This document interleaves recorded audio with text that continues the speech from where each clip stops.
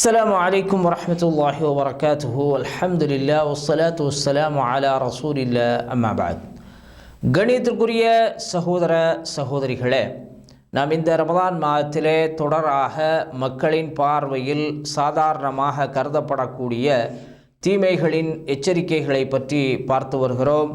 அதிலே பல்வேறுபட்ட தலைப்புகளில் குர்ஆன் சுன்னா அடிப்படையில் அல்லாஹும் அவருடைய தூதரும் எவ்வாறு நமக்கு வழிகாட்டுகிறார்கள், எந்த விஷயங்களிலெல்லாம் மக்கள் பொடுபோக்காக இருக்கின்றனர், அந்த விஷயங்களில் எவ்வாறு எச்சரிக்கையாக இருக்க வேண்டும் என்பதை நாம் பார்த்து வந்தோம்.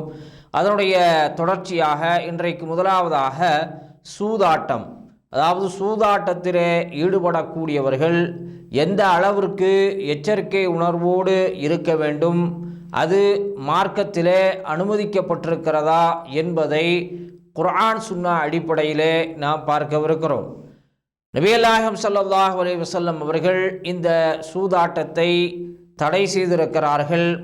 இது வழிகேடு என்று நமக்கு என்ன செஞ்சிருக்கிறாங்க, உணர்த்தி இருக்கிறார்கள். அதே போன்று அல்லாஹ் சுப்ஹானஹு வ தஆலா இந்த சூதாட்டத்தை ஹராமாக்கி இருக்கிறான். தன்னுடைய திருமறையிலே அல்லாஹ் சுப்ஹானஹு வ தஆலா சொல்லும் பொழுது, யா அய்யுஹல்லதீன ஆமனு இன்னமல் ஹம்ரு வல் மைசிரு வல் அன்சாப் வல் அஸ்லாம் ரிஜ்ஸும் மின் அமலி ஷைத்தான் ஃபஜ்தனிபூஹு லஅல்லக்கும் துஃப்லிஹூன் என்று சொல்லி அல்லாஹ் சுப்ஹானஹு வ தஆலா தன்னுடைய திருமறையிலே சொல்லி காட்டுகிறான். அல்லாஹ் சுப்ஹானஹு வ தஆலா சொல்லும் பொழுது இறை நம்பிக்கையாளர்களை அழைத்து அல்லாஹ் சுப்ஹானஹு வ தஆலா சொல்லுகிறான், நீங்கள் மது அருந்துவது, சூதாடுவது, அதே போன்று பலிப்பீடங்களில் பலியிடுவது, அதே போன்று அம்புகளை கொண்டு குறிபார்ப்பது, இவைகளெல்லாம் ஷைத்தானுடைய செயல்கள் என்று அல்லாஹ் சுப்ஹானஹு வ தஆலா எச்சரிக்கை செய்கிறான். அதே போன்று இந்த விஷயங்களெல்லாம் அருவருக்கத்தக்க விஷயங்கள் என்றும் அல்லாஹ் சுப்ஹானஹு வ தஆலா எச்சரிக்கை செய்கிறான். அதே போன்று இந்த விஷயங்களிலே இருந்து, இது போன்ற தவறுகளிலே இருந்து நீங்கள் விலகிக்கொள்ள வேண்டும் என்றும் அல்லாஹ் சுப்ஹானஹு வ தஆலா வலியுறுத்துகிறான்.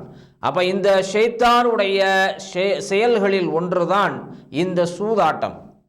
இந்த சூதாட்டத்தை பொறுத்த வரைக்கும் இன்றைக்கு பெரும்பாலும் பரவி காண்பதை நாம் பார்க்கிறோம். சின்ன அளவில் இருந்து பெரிய அளவு வரைக்கும் இன்றைக்கு சூதாட்டம் நடைபெற்று கொண்டுதான் இருக்கிறது. இந்த சூதாட்டத்தை அல்லாஹும் அவருடைய தூதரும் வன்மையாக கண்டித்திருக்கிறார்கள். அப்போ இந்த சூதாட்டத்தை பொறுத்த வரைக்கும் அன்றைய காலகட்டத்திலே எப்படி இருந்தது சொன்னால், ஒரு சில விஷயங்களிலே சூதாட்டம் என்றது நடைபெற்று கொண்டு இருந்தது.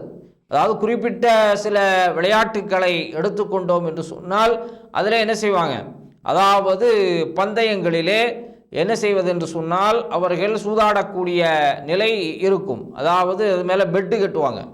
அதாவது ஒரு குதிரை பந்தயமாக இருக்கலாம், அதே போல் வேறு விளையாட்டுக்கள், அந்த விளையாட்டுக்களில் என்ன செய்வாங்க அப்படின்னு சொல்லி சொன்னால் பணம் வைத்து என்ன செய்வார்கள், விளையாடக்கூடியவர்களாக இருப்பார்கள். அதில் யார் மீது பணம் கட்டுகிறார்களோ அந்த குதிரையோ அல்லது அந்த பொருளோ அல்லது அந்த விளையாட்டோ வெற்றி பெறுமானால் அவர்களுக்கு பணம் சேரும். யார் அதுக்கு நேர்மாறாக இருக்கிறதோ, யார் ஒரு குதிரை மேலே கட்டுறாங்கன்னு வச்சுக்கோங்க, அந்த குதிரை தோற்றுவிடும் என்று சொன்னால் அவருடைய பணம் என்ன செய்துவிடும், சென்றுவிடும். இப்படி சூதாட்டத்தின் மூலமாக தன்னுடைய வாழ்க்கையை இழந்தவர்கள் நிறைய பேர் இருக்கிறாங்க. நிறைய பேர் என்ன செய்வாங்க, இது போன்ற சூதாட்டங்களிலே ஈடுபட்டு பெரும்பாலும் செல்வங்களை இழக்கக்கூடிய ஒரு சூழ்நிலையை நாம் பார்த்து கொண்டு இருக்கிறோம். அதே போல இன்றைக்கு நாம் எடுத்துக்கொண்டோம் என்று சொன்னால் ஆன்லைன் வழியாக இன்றைக்கு பெரும்பாலான சூதாட்டங்கள் இருக்கிறது. இதை நாம் இதனுடைய விளைவுகளை நாம் பார்த்துக்கிட்டு இருக்கிறோம். பெரும்பாலும் செய்திகளிலே நாம் பார்க்கிறோம், சூதாட்டத்தில் ஈடுபட்டு மொத்த செல்வங்களையும் இழந்து, வீடு வாசல்களை இழந்து இறுதியிலே தற்கொலை செய்யக்கூடியதை நாம் பார்க்கிறோம். மன உளைச்சலுக்கு ஆளாகுவதை நாம் பார்க்கிறோம். இந்த சூதாட்டத்திலே என்ன செய்யறாங்க, முழுமையாக அடிக்ட் ஆகி, அடிமையாகி அதை விளையாடணும், நாம் விட்டதை பிடிக்கணும் அப்படிங்கிறதுக்காக வேண்டி பல்வேறு கொள்ளை சம்பவங்களிலே ஈடுபடுவதை நாம் பார்க்கிறோம்.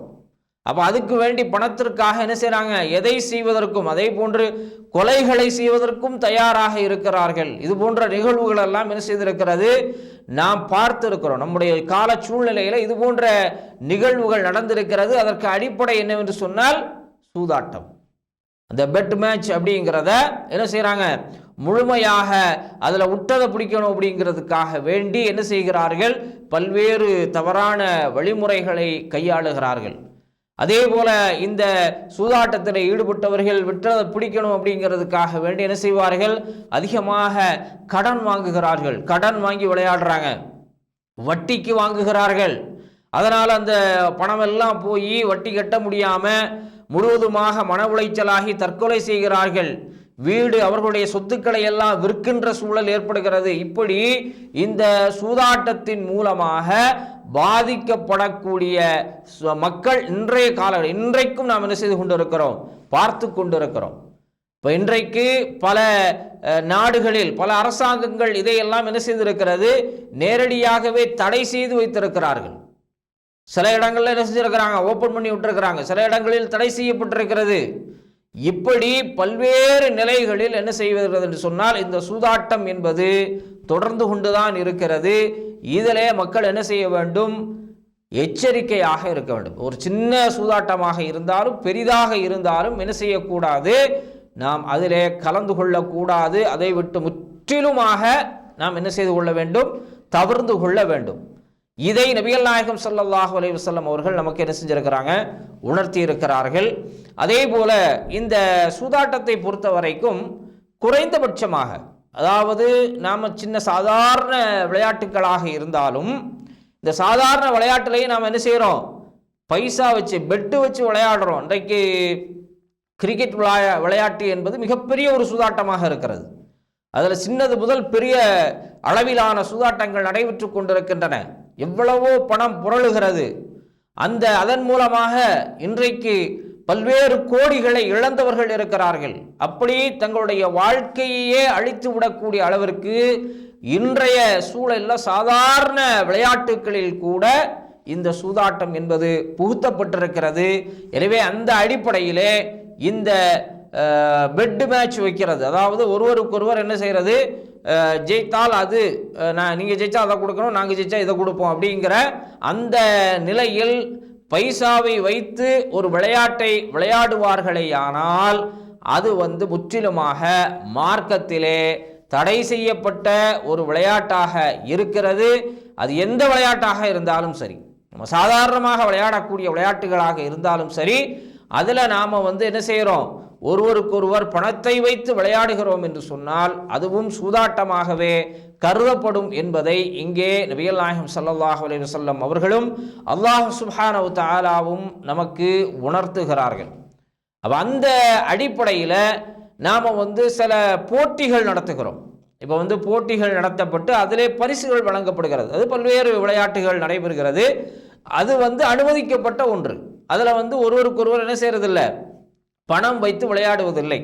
அது எந்த விளையாட்டாக இருந்தாலும் நாம் என்ன செய்கிறோம், அதுக்கு குரூப்பாக என்ன செய்கிறோம், ஒரு விளையாட்டை நடத்தி, அது கிரிக்கெட்டாக இருக்கலாம், கால்பந்தாக இருக்கலாம், மற்ற பிற விளையாட்டுகளாக இருக்கலாம், எந்த விளையாட்டாக இருந்தாலும் நாம் போட்டிகள் நடத்தி அதில் நாம் என்ன செய்கிறோம், அந்த வீரர்களை உற்சாகப்படுத்தும் விதமாக யார் வின் பண்ணுறாங்களோ அவர்களுக்கு நாம் என்ன செய்கிறோம், ஒரு பரிசு தொகையை கொடுக்கிறோம், அல்லது ஒரு கோப்பையை கொடுக்கிறோம், அல்லது வேறு பரிசுகளாக எதையேனும் கொடுக்கிறோம் என்று சொன்னால் இது மார்க்கத்தில் அனுமதிக்கப்பட்ட ஒன்றாக இருக்கிறது.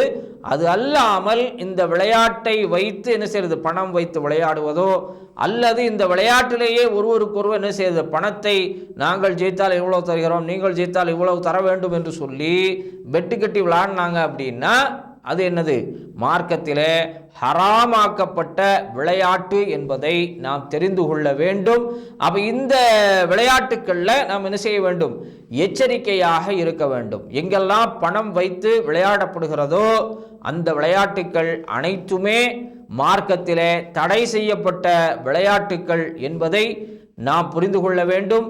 அவை அனைத்துமே சூதாட்டம்தான் என்பதை இங்கே அல்லாஹ்வுடைய தூதரும் நமக்கு உணர்த்துகிறார்கள். அப்போ இந்த விஷயத்தில் மக்கள் என்ன செய்யக்கூடாது, ஒரு சாதாரணமாக கருதி செல்லக்கூடாது.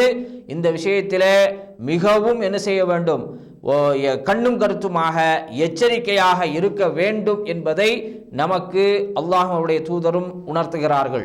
அடுத்ததாக அல்லாஹ்வுடைய தூதரும் நமக்கு எச்சரிக்கை செய்யக்கூடிய விஷயம் திருடுதல். திருடுதலை பொறுத்த வரைக்கும் ஒரு திருடனாக ஒருவன் இந்த உலகத்திலே வாழ்வானேயானால், அல்லது ஒரு திருடியாக ஒருவன் வாழ்வானேயானால், அவன் மார்க்கம் அனுமதிக்காத விதத்திலே இந்த உலகத்திலே வாழ்ந்து கொண்டு இருக்கிறான் என்பதை அல்லாஹ்வுடைய தூதரும் நமக்கு உணர்த்துகிறார்கள். இந்த திருட்டை பொறுத்த வரைக்கும் அது சிறிய அளவிலாக இருந்தாலும் சரி, பெரிய அளவிலாக இருந்தாலும் சரி, அதை மார்க்கம் வன்மையாக கண்டிக்கிறது. மார்க்கம் அதை ஹராமாக்கி இருக்கிறது. அல்லாஹ் சுப்ஹானஹு வ தஆலா அதை ஹராமாக்கி இருக்கிறான். அதற்குரிய தண்டனை வழங்கப்பட வேண்டும். இஸ்லாமிய அடிப்படையில் ஆட்சி நடக்கும் என்று சொன்னால் அந்த திருடியவருக்குண்டான தண்டனையையும் மார்க்கம் சொல்லியிருக்கிறது.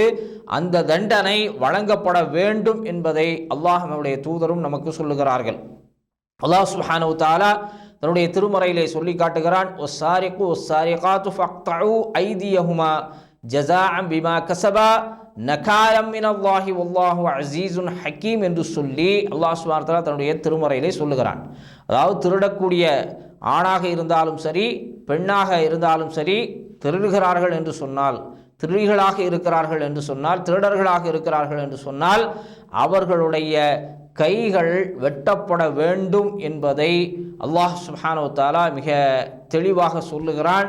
அது அவர்கள் செய்த அந்த பாவத்திற்கான கூலியும் அல்லாஹுடைய தண்டனையும் என்று அல்லாஹ் சுப்ஹானஹு வ தஆலா மிக தெளிவாக சொல்லுகிறான். அப்போ இந்த மார்க்கத்தில், இஸ்லாமிய மார்க்கத்தில் சின்னதாக இருந்தாலும் சரி, பெரிதாக இருந்தாலும் சரி, ஒருவன் திருடுவானே ஆனால், ஒரு பெண் திருடுவாளே ஆனால் அவளுடைய கை வெட்டப்பட வேண்டும் என்பதை இங்கே அல்லாஹும் அவனுடைய தூதரும் மிக தெளிவாக சொல்லுகிறார்கள். அதே போன்று நபிகள் நாயகம் ஸல்லல்லாஹு அலைஹி வஸல்லம் அவர்கள் ஒரு முறை சூரிய கிரகண தொழுகை நடத்தி கொண்டு இருக்கிறார்கள். அவ்வாறு நடத்தி கொண்டு முடிந்ததற்கு பிறகு சஹாபாக்களிடத்திலே நபிகள் நாயகம் ஸல்லல்லாஹு அலைஹி வஸல்லம் அவர்கள் நடந்த ஒரு விஷயத்தை எடுத்து சொல்கிறாங்க. எப்படி என்று சொன்னால், நான் தொழுகை வைத்து கொண்டு இருக்கக்கூடிய நேரத்தில் எனக்கு முன்னால் நரகம் கொண்டு வந்து காட்டப்பட்டது. அப்போ அந்த நரகத்தினுடைய ஜுவாலையின் காரணமாக, அந்த நரகத்தினுடைய ஜுவாலை என் மீது பட்டுவிடுமோ என்று சொல்லி நான் என்ன செய்தேன், அந்த தொழுகையில் நின்ற இடத்திலிருந்து சிறிது பின்வாங்கியதை நீங்கள் எல்லாம் பார்த்துருப்பீங்க. அதாவது பின்னாடி இருந்த சஹாபாக்கள் அதை என்ன செஞ்சிருப்பாங்க, பார்த்திருப்பீர்கள். அவ்வாறு ஒரு நான் பின்வாங்கிய அந்த நேரத்தில் தான் எனக்கு என்ன செய்யப்பட்டது, இந்த நரகம் காண்பிக்கப்பட்டது. அப்போ அந்த நரகத்தில் கண்ட காட்சியை நபிகள் நாயகம் ஸல்லல்லாஹு அலைஹி வஸல்லம் அவர்கள் சொல்லுகிறார்கள். அங்கே ஒரு மனிதன் தன்னுடைய குடல்கள் எல்லாம் என்ன செய்திருக்கிறது, வெளியே கிடக்கிறது. அந்த குடல்களை இழுத்து கொண்டு என்ன செய்கிறான், நரகத்தை சுற்றி வரக்கூடிய ஒரு மனிதனை நான் பார்த்தேன் என்று சொல்லி நபிகள் நாயகம் ஸல்லல்லாஹு அலைஹி வஸல்லம் சொல்கிறாங்க. சொல்லிவிட்டு அந்த மனிதன் எதனால் இந்த தண்டனை அனுபவிக்கிறான் என்று சொல்லும் பொழுது, இவன் ஹாஜிகளிடத்திலே, அதாவது ஹஜ்ஜுக்காக வரக்கூடியவர்களிடத்திலே திருடக்கூடிய ஒரு மனிதனாக இருந்தான். எப்படி என்று சொன்னால், நமக்கு அந்த கொடக்கம்பு இருக்குல்ல, அந்த மாதிரி, அதாவது தலைபாகம் வளைந்த அந்த கம்பை வைத்து அவன் ஹாஜிகளுடைய பொருட்களை திருடக்கூடியவனாக இருந்தான். இப்போ இந்த திருடக்கூடிய நேரத்தில் ஹாஜிகள் என்ன செய்கிறாங்க, பார்த்து விட்டார்கள் என்று சொன்னால், அந்த மாதிரி எடுக்கிறத பார்த்துட்டாங்கன்னு சொன்னால் இவன் என்ன சொல்லுவான் அப்படின்னா, என்னுடைய அந்த கம்பில் வந்து தெரியாமல் கொளுத்திட்டுது அப்படின்னு சொல்லுவான். அதே போன்று அவர்கள் பார்க்கவில்லை என்று சொன்னால் அந்த பொருளை அபகரித்து சென்று விடுவான். அப்படி இந்த உலகத்திலே திருடி வாழ்ந்து மரணித்தவனுக்கு அல்லாஹ் சுப்ஹானஹு வ தஆலா நரகத்திலே இப்படிப்பட்ட ஒரு தண்டனையை வழங்குகிறான் என்று சொல்லி நபிகள் நாயகம் ஸல்லல்லாஹு அலைஹி வஸல்லம் அவர்கள் இந்த திருடர்களுக்கு மறுமை நாளில் எப்படிப்பட்ட தண்டனை நரகத்தில் வழங்கப்படும் என்பதை இங்கே சுட்டி காட்டுகிறார்கள். அப்ப அந்த அளவிற்கு அல்லாஹ் சுப்ஹானஹு வ தஆலா வெறுக்கக்கூடிய ஒன்றாக என்ன செய்திருக்கிறான், இந்த திருடுதலை ஆக்கியிருக்கிறான் என்பதை இங்கே நபிகள் நாயகம் ஸல்லல்லாஹு அலைஹி வஸல்லம் அவர்கள் குறிப்பிட்டு காட்டுகிறார்கள். அதே போல நபிகள் நாயகம் ஸல்லல்லாஹு அலைஹி வஸல்லம் அவர்கள் சொல்லுகிறார்கள், லஅனல்லாஹு ஸாரிக யஸ்ரிகு பைலத ஃபதுக்தஉ யதுஹு வயஸ்ரிகுல் ஹபல் ஃபதுக்தஉ யதுஹு என்று சொல்லி நபிகள் நாயகம் ஸல்லல்லாஹு அலைஹி வஸல்லம் சொல்லுகிறார்கள். அதாவது ஒருவன் ஒரு முட்டையை திருடினாலும், அதாவது முட்டை ஒரு சாதாரண ஒரு உணவுப் பொருள், ஒரு முட்டையை திருடினாலும் அவருடைய கை வெட்டப்பட வேண்டும் என்பதை ரசூல் ஸல்லல்லாஹு அலைஹி வஸல்லம் சொல்கிறாங்க. ஒரு கயிறை திருடினாலும் அவனுடைய கை என்ன செய்யப்பட வேண்டும், வெட்டப்பட வேண்டும் என்று சொல்லி நபிகள் நாயகம் ஸல்லல்லாஹு அலைஹி வஸல்லம் அவர்கள் உணர்த்துகிறார்கள். எனவே அந்த அடிப்படையிலே எதுவாக இருந்தாலும், ஒரு சின்னதாக இருந்தாலும் பெரிதாக இருந்தாலும், திருடுவது என்பது அல்லாஹுவால் ஹராமாக்கப்பட்ட விஷயம். அது எந்த இடத்தில் இருந்தாலும், உங்களுடைய உறவுக்காரர்களுடையதை திருடினாலும் சரி, பொது சொத்துக்களிலே இருந்து திருடினாலும் சரி, அல்லது வியாபாரம் செய்யக்கூடிய வியாபார சந்தைகளிலே திருடினாலும் சரி, மற்ற என்ன அளவினாலும் எந்த அளவினாலான திருட்டுக்களாக இருந்தாலும் சரி, கண்டிப்பாக அதற்குரிய தண்டனை வழங்கப்பட வேண்டும் இந்த உலகத்திலே. அப்படி இந்த உலகத்திலே தண்டனை வழங்கப்படவில்லை என்று சொன்னால் மறுமை நாளில் அதற்குரிய தண்டனையை அல்லாஹ் சுப்ஹானஹு தஆலா கண்டிப்பாக வழங்கியே தீருவான் என்பதை இங்கே நபிகள் நாயகம் ஸல்லல்லாஹு அலைஹி வஸல்லம் அவர்கள் நமக்கு சொல்லி காட்டுகிறார்கள். அதோடு மட்டுமல்லாமல் ரசூலுல்லாஹ் சொல்லும் பொழுது, யார் அந்த மாதிரி திருடுறானோ அவனின் மீது அல்லாஹ்வினுடைய சாபம் இறங்குகிறது என்று சொல்லுகிறார்கள். அல்லாஹ் சபிச்சுக்கிட்டே இருக்கிறான். அப்போ நீங்கள் திருடிக்கிட்டே இருந்தால் உங்களுடைய பொருட்களில் என்ன இருக்காது, எந்த அபிவிருத்தியையும் அல்லாஹ் சுப்ஹானஹு வ தஆலா கொடுக்க மாட்டான், பரக்கத்தையும் கொடுக்க மாட்டான். எவ்வளவுதான் நீங்கள் திருடி எடுத்தாலும் சரி, அதிலே அல்லாஹ் ஒருபோதும் என்ன செய்ய மாட்டான், பரக்கத்தை கொடுக்க மாட்டான். அல்லாஹுடைய சாபம்தான் உங்களுக்கு மேலும் மேலும் கிடைத்து கொண்டு இருக்கும் என்பதை இங்கே அல்லாஹ்வுடைய தூதரும் நமக்கு உணர்த்துகிறார்கள். எனவே சிறிய விஷயங்களாக இருந்தாலும் சரி, பெரிய விஷயங்களாக இருந்தாலும் சரி, நாம் திருடக்கூடிய பண்பு நம்மிடத்தில் இருக்கும் என்று சொன்னால் அதை முற்றிலுமாக நாம் தவிர்த்து கொள்ள வேண்டும். தவிர்த்துவிட்டு அல்லாஹ்விடத்திலே இஸ்திக்ஃபார் தேடக்கூடியவர்களாக, அல்லாஹ்விடத்திலே பாவ மன்னிப்பு தேடக்கூடியவர்களாக, நரகத்தை விட்டும் பாதுகாப்பு தேடக்கூடியவர்களாக நாம் மாற வேண்டும். அதற்குரிய தௌஃபீக்கை வல்ல ரஹ்மான் நம் அனைவருக்கும் வழங்குவானாக. வாஹிர் தஅவானா அல்ஹம்துலில்லாஹி ரப்பில் ஆலமீன். அஸ்ஸலாமு அலைக்கும் வரஹ்மத்துல்லாஹி வபரகாத்துஹு.